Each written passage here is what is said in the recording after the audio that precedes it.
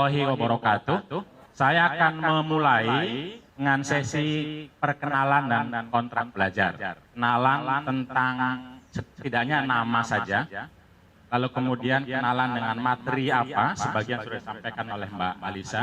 Bagaimana proses materi itu sampai kita betul-betul dapat mengambil manfaat yang baik untuk mewujudkan keluarga sakinah mawaddah warahmah. Karena itu sesi awal ini mohon semua buku, barang-barang masukkan ke tas dan diletakkan di bawah kursi. Kita satu saf aja, bisa ke depan ke sini. Kursinya di bawah, satu orang satu kursi. Coba usahakan kita dalam satu saf. Karena biar sama-sama menatap, melihat wajah seluruh peserta. Kita akan bermain untuk menciptakan suasana yang akrab, komunikatif, dan riang. Namanya angin bertiup, teknisnya adalah kalau saya bilang angin bertiup, maka teman-teman bilang ke saya bertiup kemana. Lalu saya akan bilang, misalnya bertiup pada orang yang pakai jam tangan. Maka yang pakai jam tangan harus berdiri, pindah tempat. Itu ya, yang nggak dapat kursi berarti dia yang pagi-pagi sudah kalah pilkada. Itu ya, kita mulai. Kita coba, nanti yang kalah berarti akan megang mic dan menyebutkan hal yang sama. Hal yang sama yaitu bertanya, angin bertiup, lalu Anda menjawab, bertiup kemana, lalu silahkan baca tulisan di sini, bertiup kepada orang yang baca di sini. Angin bertiup kepada mereka yang lahir di luar Jakarta.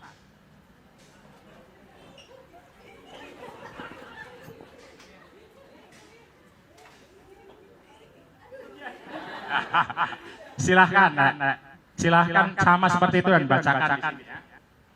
Angin bertiup ke arah memakai baju lengan panjang.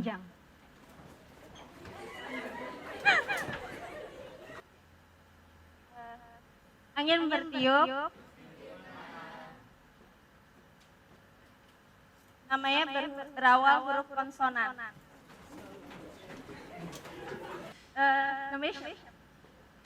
Iya.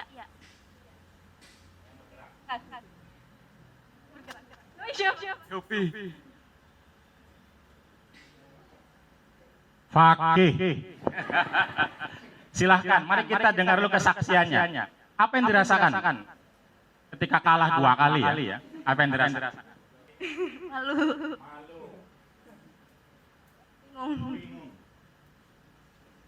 Melihat, menemukan apa saja yang dari permainan itu selain kata-kata ini? Panik. Ada yang panik juga ya? Mirip-mirip pilkada juga berarti ya? Panik. Ada yang lain? Ada? Sudah? Oke. Setidaknya teman-teman sekalian ini ada 7 kata atau 7 perasaan yang kita alami selama permainan sekitar 5 menit. Dalam kehidupan perkawinan itu juga mirip. Akan ada kepanikan, akan ada kebingungan, akan ada malu. Mungkin lebih dari itu, tetapi pada saat yang sama juga ada sesuatu yang menuntut kita untuk selalu berinisiatif. Juga kita dituntut untuk cekatan dan jujur serta fokus. Ada nggak yang merasa senang atau gembira dengan permainan itu? Ada nggak? Ada. Mungkin gembira bisa kita tulis, atau kalau dalam konteks gerakan kita bermain-main. Bermain-main untuk menciptakan sebuah suasana yang kita inginkan. Nah, dalam pernikahan juga hampir tidak jauh berbeda. Kita akan ada senang, akan ada gembira, akan ada permainan-permainan yang harus diciptakan jika kita ingin meneruskan kehidupan perkawinan. Mungkin di sisi lain juga akan lebih lagi Gimana bisa jadi kita akan mengalami persoalan-persoalan, bisa jadi marah, bisa jadi galau, mirip bingung tadi, dan lain-lain. Orang mengasumsikan hanya jomblo saja yang galau, tapi ternyata yang sudah pasangan juga bisa galau kuadrat. Karena tidak hanya tentang dirinya, tapi juga tentang pasangannya, mungkin tentang anak-anaknya. Nah, karena itu, pertanyaannya adalah, kehidupan ini termasuk perkawinan adalah seni mengelola agar supaya sisi-sisi positif ini bisa menjadi panduan untuk mengurangi, mengelola, dan meminimalisir sisi-sisi negatif. Nah, salah satunya kalau konteks perkawinan adalah dengan cara bimbingan ini. Tentu banyak, bisa dengan membaca, bisa dengan bertanya, melihat teladan. Katanya pernikahan itu sangat penting, sangat fondasi dalam kehidupan. Sering disebut keluarga adalah sekolah pertama sebelum sekolah ke SD, TK, SMP, SMA. Tetapi hampir semua kita, terutama generasi saya, itu untuk berkeluarga nggak ada sekolahnya. Katanya penting tapi sekolahnya nggak ada. Kursusnya juga tidak ada. Sehingga orang menikah itu seringkali atau kadang-kadang, kalau sekarang saya nggak tahu, itu hanya mengikuti orang lain nikah, ini waktunya juga ngikutin. Sehingga tidak ada perencanaan yang cukup, tidak ada persiapan yang cukup, kalaupun ada seringkali persiapannya hanya sekedar persiapan walimah, akad, yang bersifat sosialnya. Tetapi persiapan bagaimana mengarungi kehidupan secara psikologi, secara sosial, secara keagamaan, hampir tidak ada sekolahnya. Tidak ada juga kursusnya. Nah, ini salah satu upaya kita untuk membekali teman-teman yang akan mengarungi kehidupan pernikahan agar hal-hal yang mungkin akan terjadi sebagai tindakan akibat yang negatif bisa diminimalisir dengan kekuatan dan potensi serta kapasitas yang kita miliki, yaitu sisi-sisi positif. Nah, hari ini selama 2 hari ke depan kita akan mengelola materi yang sebagian sudah disampaikan oleh Mbak Alisa untuk bekal kita, kalau adik-adik, teman-teman sekalian dalam mewujudkan keluarga sakinah, mawaddah, warahmah. Karena biar tidak kembali ke kursi yang mungkin agak repot, bisa diskusi dua-dua, boleh ya? Boleh dibagikan? Kalau nyaman mau bertukar kursi, boleh, silahkan. Bertukar kursinya, kita akan diskusi 2 orang. Pertanyaannya adalah, coba diskusikan dalam 5 menit, paling banyak, tapi kalau sudah selesai juga boleh. 2 orang, untuk mendiskusikan 3 kunci ini dalam kehidupan perkawinan ke depan. Tentu tidak harus mulai dari problem, tapi biasanya katanya kalau orang sudah mengantisipasi problem, akan lebih siap ketika itu mengalami dan akan lebih bahagia ketika tidak mengalami, tentu saja. Karena itu ini pertanyaan saja, boleh juga mulai dari keinginan dalam berkeluarga. Ini konteksnya berkeluarga. Kira-kira problem apa yang biasa dihadapi oleh orang yang sudah atau mulai berkeluarga, lalu problem itu diatasinya dengan pengetahuan apa menurut teman-teman sekalian. Jadi bimbingan kita ini tidak hanya pengetahuan, dikasih informasi, dikasih ilmu, diceramahin, tidak.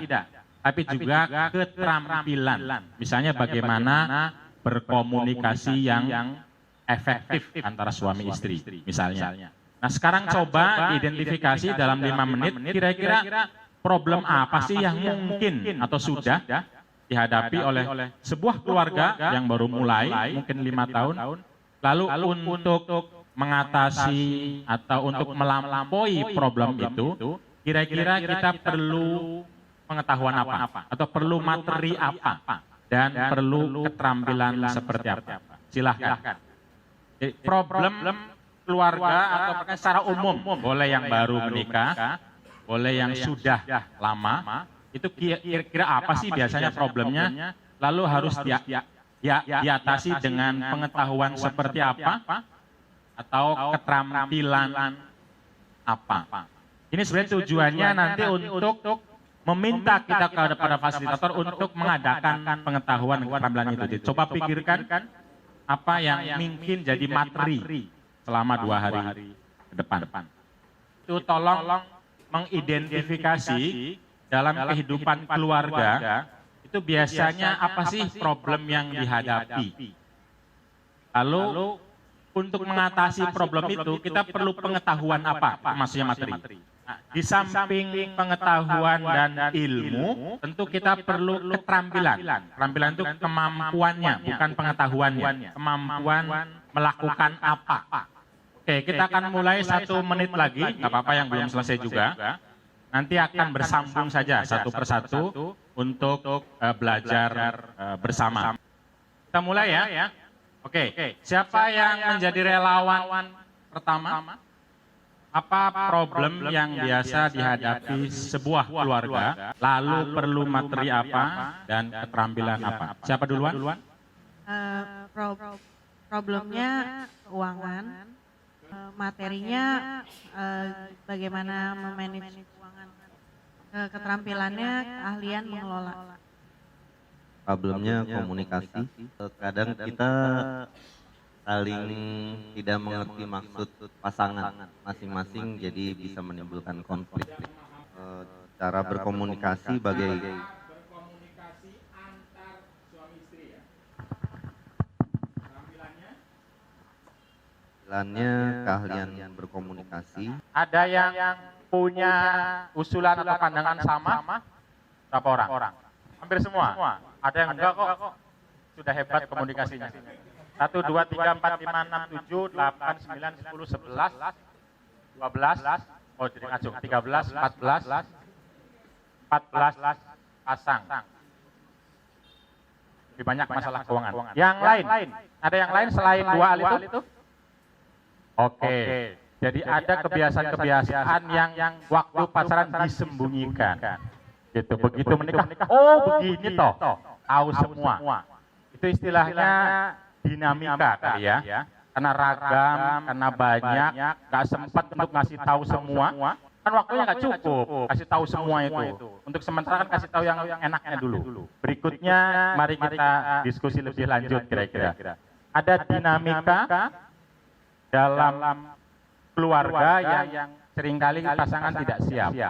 Berarti yang diperlukan memahami atau materi tentang dinamika keluarga. Terus keterampilannya kira-kira diperlukan apa? Oke, mengajak pasangan, mampu mengajak berubah untuk kepentingan bersama tentu saja ya. Mengajak berubah. Mungkin bahasa lain nanti akan kita lihat mengelola. Ini dari Nuradi dan Atia. Ada yang lain? Ya, silahkan. Tentang pembagian peran mungkin ya Pak. Maksudnya aku jelaskan dulu. Oke, silakan. Takutnya ada yang salah nangkap. Mungkin kan ada zaman sekarang sudah wajar ya untuk wanita bekerja juga. Nah, akhirnya gimana nih pembagian peran untuk menjaga dan mengatur rumah? Itu sih. Oke, problem bagaimana tidak paham, tidak menerima, tidak siap tentang pembagian peran antara suami istri. Itu kira-kira ya. Ketika dua belah pihak bekerja. Ketika dua belah pihak bekerja. Rumah siapa yang menanggung? Kira-kira begitu ya. Lalu ilmu yang diperlukan? Bantuin kalau misalnya nggak match. Oke, bantuin ilmu. Oke, silakan. Yang sudah disebutkan apa kira-kira? Kalau yang sudah disebutkan tentu komunikasi, parenting, kayak gitu kan. Apakah perlu pengetahuan tentang bagaimana Islam mengajarkan peran keluarga? Perlu. Dari moral dan agama juga pastikan sudah ada ilmunya sendiri kan. Oke, perlu ada pengetahuan itu. Oke, perlu itu. Berarti perlu pengetahuan tentang agama, dalam hal ini Islam ya, mengenai peran keluarga, terutama suami dan istri. Keterampilannya kira-kira apa? Kemauan untuk belajar tentunya, dan nerima kalau mendengarkan lah Pak. Bisa saya tanya, saya lupa tadi bertanya. Paling tidak angkat tangan. Yang pertama tadi soal ketidaksiapan dengan dinamika keluarga. Ada berapa orang? Kelompok coba.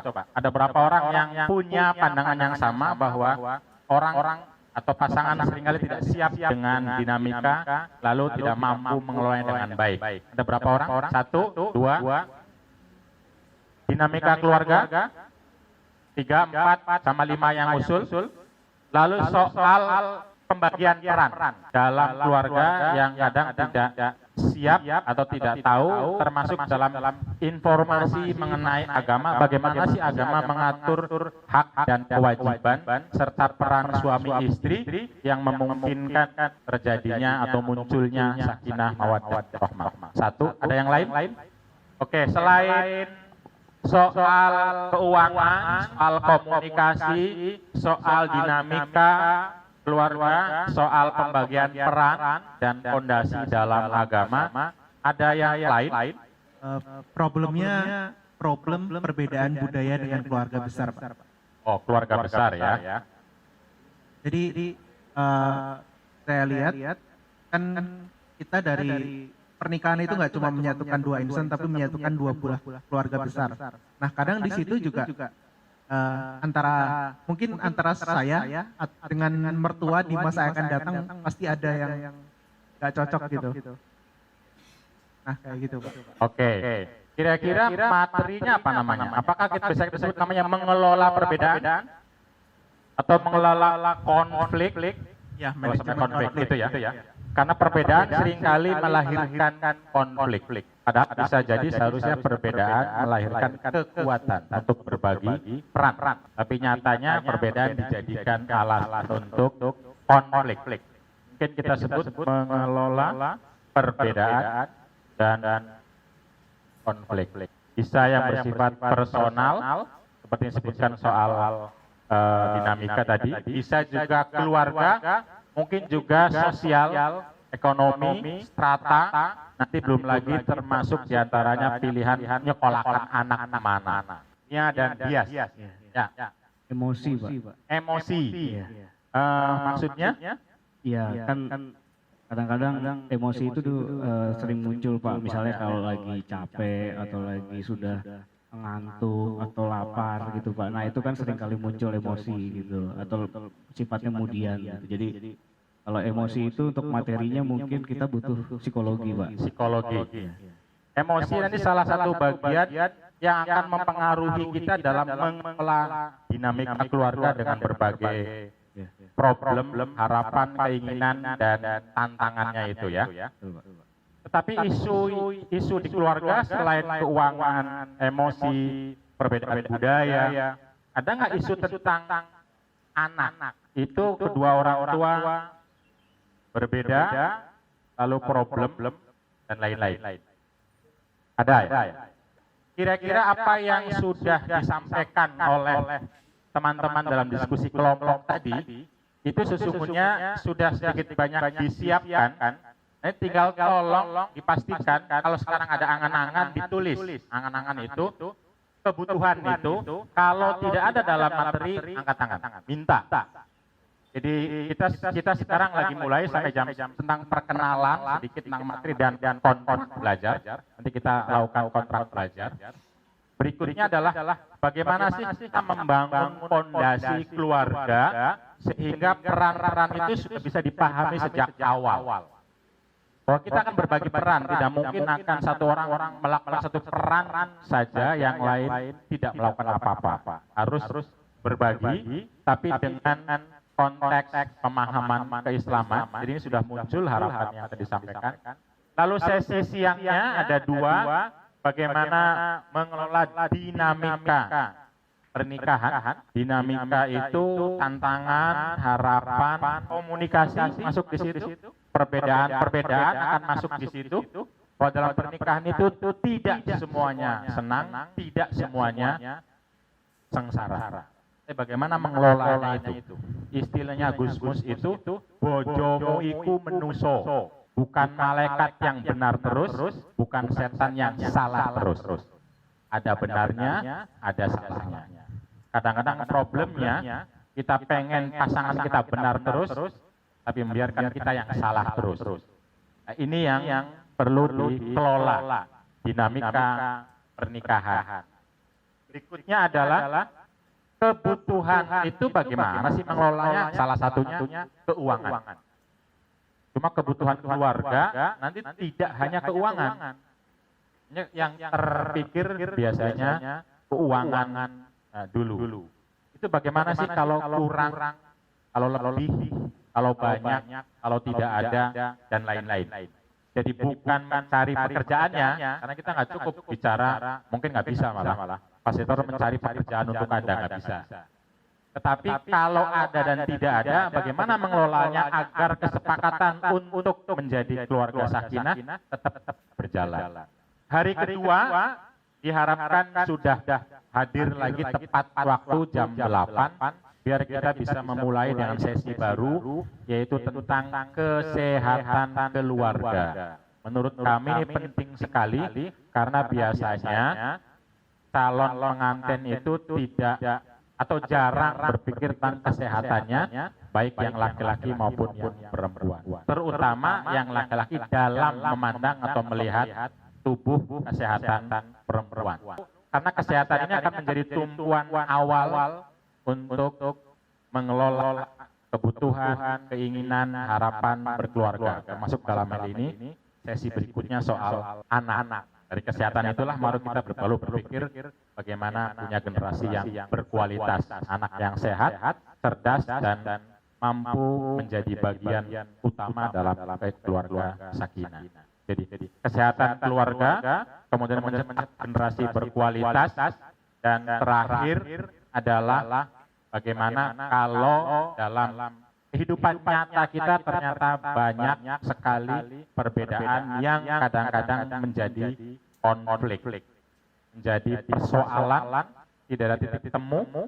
Itu bagaimana yang mengelolanya, bagaimana ilmu psikologinya, bagaimana mengkomunikasikannya, bagaimana menyampaikannya, bagaimana memahaminya. Nanti kan ada ilmu tentang pentingnya memahami sebelum dipahami. Kita kadang-kadang ilmunya tahu, pahami dulu dong. Tapi caranya gimana kita tidak tahu. Nah, cara memahami dulu sebelum dipahami, kita kan sering ngomong dulu, mau, itu kan minta dipahami. Saya pengen ini dong, itu artinya kita pengen dipahami.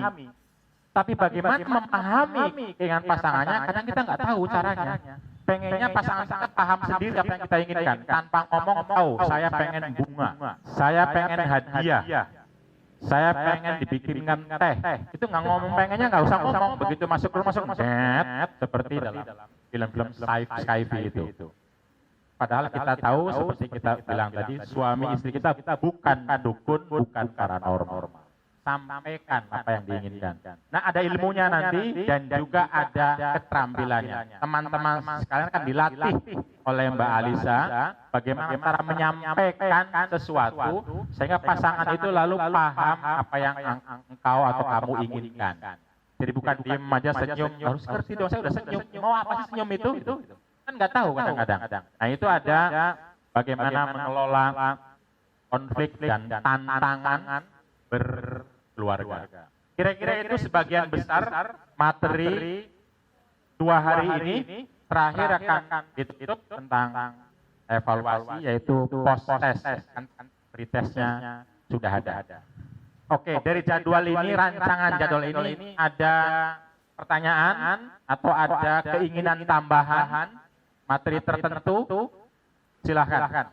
Saya mengasumsikan sakinah adalah pertemuan antara satu pihak pasangan dengan pihak yang lain, yaitu suami istri, sehingga tepuknya adalah 1 begini, 2 begini, 3-nya begini.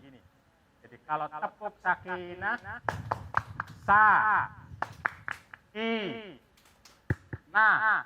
sakinah, gitu ya. Ya dong, semangat kita semangat. Oke, kita mulai ya. Kita mulai. Boleh berdiri. Berdiri. Tepuk sakinah. Sakinah. Satu kali lagi. Sakinah. sakinah. Oke, silakan duduk. Kontrak belajar. Maksudnya adalah kira-kira kalau semua materi ini ingin kita dapatkan dan dibawa keluar ruangan ini dengan penuh pemahaman dan juga kemampuan menggunakannya karena keterampilan, kira-kira apa yang perlu disepakati soal teknis, HP, keluar ruangan, dan lain-lain itu. Dan juga termasuk apa sih yang kira-kira diharapkan dari kursus ini secara teknis. Dan juga kekhawatiran. Jadi kalau ditulis, kira-kira begini. Ada harapan apa? Teknis ya, kalau materi kan tadi sudah. Ada harapan apa? Dan ada kekhawatiran apa yang membuat kita tidak mampu memperoleh ilmu dan keterampilan tadi, sehingga lalu kita perlu sepakat hal-hal teknis di ruangan ini. Minumnya kurang. Panitia dengarkan, minum kurang. Saya kira itu kekhawatiran kali ya kalau minum kurang. Kalau harapan kan minum tambah. Khawatirannya kurang minum. Nanti dehidrasi. Wah, konsumsinya jangan gorengan. Kita mau menikah tidak ingin jerawatnya banyak. Soal waktu, tadi ada satu soal keinginan untuk lebih cepat. Nanti saya akan komunikasikan. Pegang unggah sama HP silent. Oke, HP silent. Cara bertanya, berkomunikasi mau nunggu fasilitator selesai atau kapanpun. Kapanpun, kalau kapanpun berarti tolong kasih aba-aba. Yang perlu bertanya atau berpendapat langsung angkat tangan. Oke, teman-teman sekalian, itulah kira-kira sesi perkenalan dan kontrak belajar kita, di mana memang sangat cepat kenal namanya dan mungkin juga tidak lupa lagi. Karena waktu tidak cukup, tapi setidaknya kita tahu masing-masing sudah menampakkan wajah, keinginan, harapan, dan terkait juga dengan materi bimbingan perkawinan ini. Selama 2 hari, pengetahuan dan keterampilan terkait dengan kehidupan berkeluarga. Mulai dari fondasinya sampai dengan bagaimana memenuhi kebutuhan, mengelola dinamika, memahami dan mengerti tentang kesehatan keluarga, begitupun merancang generasi yang berkualitas, termasuk ketika terjadi atau ada perbedaan dan konflik, bagaimana mengelola itu semua. Sehingga dalam kursus ini, dalam bimbingan ini, setidaknya teman-teman akan memperoleh pengetahuan pada saat yang sama juga keterampilan. Jadi tidak hanya tahu, tapi juga mampu. Karena itu kalau belum mampu, tanya. Tadi misalnya, berkomunikasi yang kira-kira dipahami, nggak paham, tanya. Saya belum paham gimana caranya menyampaikan sesuatu dan istri atau suami saya tidak marah. Tidak malah salah paham. Itu gimana caranya? Itu adalah keterampilan. Jadi bimbingan kita itu tidak sekedar tahu, tapi sampai mampu. Karena biar begitu pulang bisa dipakai, terutama untuk mengawali fondasi pernikahan 5 tahun pertama. Jadi karena itu teman-teman sekalian, mohon sama-sama semuanya mengikuti proses ini, datang untuk tepat waktu, dan panitia nanti saya akan sampaikan sebagai fasilitator untuk mengusulkan keinginan dan harapan-harapan yang sudah tercatat. Yang tercatat adalah soal minum, sholat, dan juga waktu sedikit lebih tepat, tapi tidak jam 12, maaf. Dan juga teman-teman juga bisa sepakat untuk HP silent, bertanya langsung saja, dan mungkin menghormati tentu teman yang ingin berbicara dan menyampaikan. Saya akan mengakhiri sesi ini dan saya akan serahkan ke berikutnya kepada Ibu Dr. Nur Rofiah. Sebelumnya saya akan bertanya apakah Anda siap untuk mewujudkan keluarga bahagia? Siap untuk mewujudkan keluarga bahagia? Keluarga sakinah? Siap. Oke, tepuk tangan untuk kita semua. Terima kasih. Sesi berikutnya adalah tentang bagaimana membangun, memulai fondasi keluarga sakinah, mawaddah, warahmah yang akan difasilitasi oleh Ibu Nur Rofiah. Silakan.